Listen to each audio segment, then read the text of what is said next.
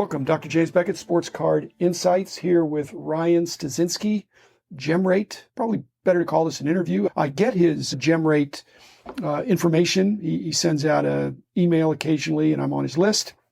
Try to get everything if I can. And very interesting. I love what he's doing.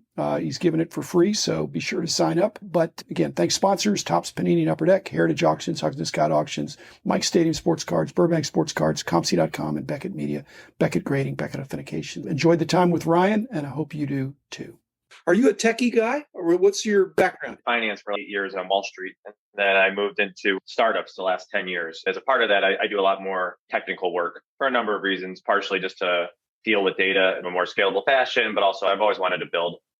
I use sort of my combination of a data savvy background and technical skills to build. And so I've overweighted a lot of the technical stuff the last 5 years or so. What's your educational background? I went to school at Miami University in Ohio, did undergrad there, but that was a finance focus. We had these things called thematic sequence, which was, I focused on computer science, but it was like a very small portion of my work. And at the time, it was all software. I was all like downloading software to a computer, and it wasn't that interesting to me. I got a lot more interested in tech when the web really surfaced as the focal point of development. So I got back into it in like 2008, 2009. For GemRate, are you solo? So I love that. That's how I started. I think it's the greatest way to start because then you know what you don't know. And I was pretty fearless. It sounds like you are too.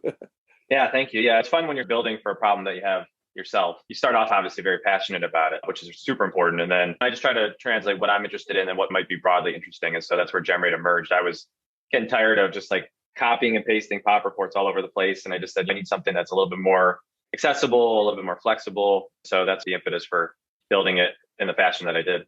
Did you need permissions? What's the arrangement there? No arrangement. I did a lot of research on just what it looks like to acquire that data. And because it's not really gated, the only one that has it gated is Beckett. And I actually held off Beckett for a while because of that. And once I heard through a number of sources that Beckett said their data was fair game, as long as you can make use of it, that's when I started to use the Beckett data. But PSA, SGC, I'll be making available soon too. Both of those sit publicly available. So it's there, but to answer your question, it's still pretty loose how that works. And fluid.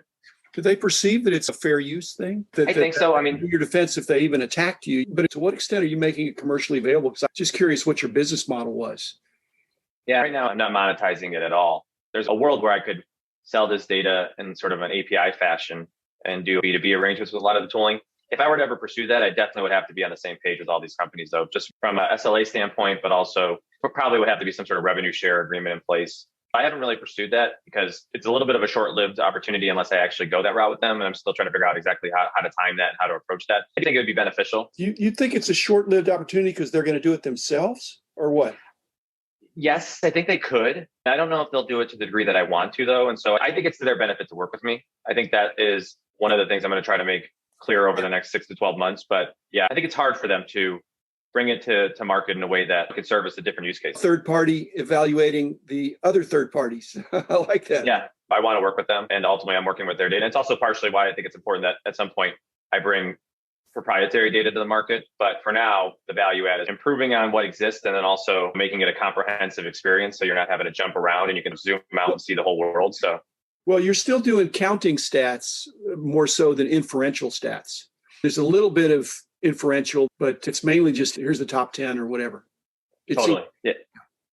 But there's more that could be done. Now, if this is your side gig, is this a hobby project or how you make a living? Yeah, it's full time. In 2020, I took a year off, basically. I was doing a bunch of startup stuff and I was just excited to try to launch something of my own. And I was actually working on a project in finance and I got about halfway through the year and then I just got caught up. It was actually pretty daunting and I knew I was going to have to raise capital and I was a little skeptical of that. And so I got distracted by cards in July of 2020 and I just haven't gone back to that project since. And because there's so much momentum in cards, I just thought that I could cut my teeth in this market and sort of the barriers to entry were lower. And so I focused on one, just like learning the ins and outs of all the different parts of the industry. So I spent about 5 months just like heads down trying to understand just what are the different pieces involved in buying, selling, who are the different players. And then in December of 2020, I decided to go all in on GemRate. So it's been my 98% focus on all of 2021 and then into 2022 here. I don't make any money from it. So it's all bootstrapped right now. I love that. But at some point, are people going to be interested in, number one, hiring you or number two, buying your quote unquote company? It's a good question. I'm trying to envision GemRate as an independent company. And position it that way for as long as I need to. Or I'd like to build a B2C business off of this, so subscription business, not that different than what with the market movers and the card letters of the world, but with an accessible price point. I'm definitely not doing it as a homework assignment and interview process to get into one of these companies. There's a lot of IP that I'm establishing here. It could be interesting. I definitely will entertain conversations in the sense that if it makes sense and it allows me to scale what I'm doing, then sure, I'll entertain conversations. But I definitely am also trying to build a sustainable revenue-backed business where this can be independent and trusted. Anything you're doing a patent? That's a good question. Nothing to this. Yes. Stuff I'm doing that hasn't been released yet is for sure patentable. But as far as what I'm doing as it relates to this aggregation of data, not necessarily, but right now I'm just presenting facts. But there's things I could do to extrapolate and present estimates around things that aren't published and stuff, or just scoring around supply and things like that as well. I think could be first to market and potentially like patentable. But right now, the short answer is no. But in the future, I'd like to think so. Yeah, in the early days, this goes back 40 more years. The copyright and the IP protections are not basically on listing things. There has to say some inferential, some editorial arrangement that's particular to your skill or some ability. Otherwise, you can't get a copyright for a phone book or something. It's just, there has to be some editorial selection and like I say, inference. But I think you've got something there. Are you growing by word of mouth or are you aggressively trying to increase your reach and your visibility? Yeah, all word of mouth right now. So my background in startups has been data, but primarily with the use of growing an audience. And so I was doing growth marketing and a lot of data-oriented tasks around that. I haven't tapped into any of that yet because I'm really focused on understanding where does GemRate fit in the process of building the best collection you can or the most valuable collection you can. I really want to be very organic with that. So I've been like very methodical about taking my time and making sure like who are the different people that are discovering it? What's the context? How are they using the tool? Where do they go after they use the tool? Do they come back? And how frequently do they come back? I've been very particular about not trying to move too fast on that front. So very organic today, which has been great. The audience has been growing at a nice clip. Nothing that's going to draw the attention of VCs across the world, nor am I trying to do that. This is not necessarily built at all to be a venture-backed business. But yeah, all organic so far, which I'm excited about because at some point I'll start to do a lot of the stuff that I've learned over the years and try to put a little fuel on the fire. But for now, it's just the fire. When I started my company, I didn't take a salary for 2 years. It was almost a blessing because if we'd had faster growth, I would have been overwhelmed. So we had slow growth at first, and then we got the proverbial hockey stick for a great ride for a long time. Did you have a strong collecting background as a kid? Where did this come from? You didn't just all of a sudden think, hey, sports cards are interesting. And actually, it's probably all trading cards because you got Pokemon you're evaluating as well. Yeah, it's all trading cards that are on there today. Yeah, so I was a collector in one of these sort of typical, I'm 40, so my story is not that different than a lot of others in the sense that I collected in the late 80s, early 90s. Where my story is different and diverges, though, is I was a big fantasy football nut. Like back in 1990, my dad got me into it. I remember faxing in lineups and waiting for the newspaper the next day to look at the stats. And so I was big into stats pretty early. Cards scratched a little bit of that itch, but in the mid 90s, I got out of it. And then I was out of it for almost 15 years. Before 2010, I worked on a project with Topps through a branding agency that I worked in strategy at. And then I tucked it away again for 7 or 8 years. And my uncle passed away and he had given me probably the most important card in my collection was a 1973 Nolan Ryan he gave me when I was 12. And it had disappeared for many years. And my dad surfaced it about 3 years ago in my whole collection, which was not much of a collection other than that card. But that sort of really got me going again as far as thinking about where does this world sit and what do I need to learn? And again, I sort of tabled it a little bit until 2020 and then all the momentum, I just couldn't fight it. I was hooked once I had a reason to dive back. Are you okay with us brainstorming about some of the things you're doing? Absolutely. Yeah, I'd love to. So, other people might hear it. It seems like you have, not like Liam Neeson, but you have a particular set of skills that somebody, if they want to copy what you're doing, first they've got to get the skills and then they've got to, compete with you. But it's not fun to compete with somebody that's not having any revenue right now. But the future is that there will be more data like this available. And like I said, you might be competing with the grading companies.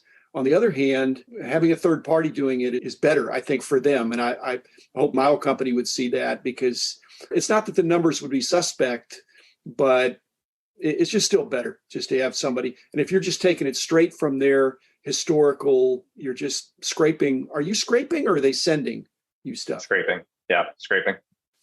Yeah.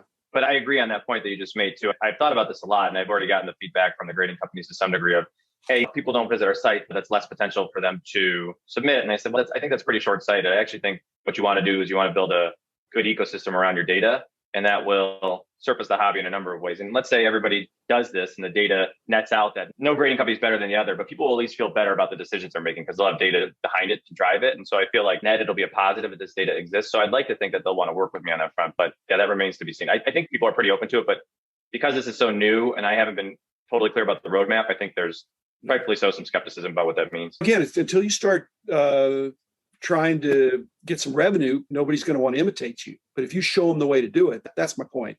But I really believe that an educated customer, a customer with trust, spends more money. So if you're going to help with the trust and the education in this industry that can be complicated for people coming in, it ought to be all good for the whole industry.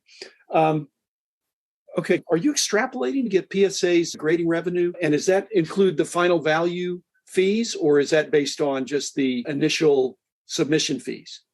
Just so extrapolating, yes. So I used some of their SEC filings to understand where they were at, where they left things off. They were publicly disclosing a lot of information up until January of 2021. You're public, right? Yep. And then I could take little nuggets like they put out in December what their November mix looked like from a grading standpoint, the breakout between value, premium services, all that different stuff. And I can understand like where the market has moved over the time period. And also they gave some bigger numbers as relates to like what percentage of these things have been of their mix in 2021. And so anyways, all extrapolation, but with pretty sound data points to help feed that story. At the end of the day, I've tried to be clear that it's an estimate that we came up with, but I think it's pretty grounded. My point was it would be conservative if it doesn't include the fact that if when a Hannes Wagner card gets graded, there's a final value override, or any of these $1 million cards, they're not for 150 or 250 get them graded. The grading fee is based on the time, but then there's an additional. So is that included? Because otherwise, these are conservative numbers. That's what I wanted to go to market with, something that I thought would be more on the conservative side. Well, not only that, you could justify that. It's beyond extrapolation to pontificate about how much more PSA is making when they grade these. Now, BGS would be easier, although they never have been public, but you can do the math easier because they have their structure. Yep. On the other hand, I don't think they're disclosing that to you, but it works out to about $30 a card for PSA. That's right. Over the last year. Yep. And they were about a year and a half ago at $11 a card. So it shows the expansion of their business has been pretty massive. And again, it's an estimate, but I think I agree. The man in the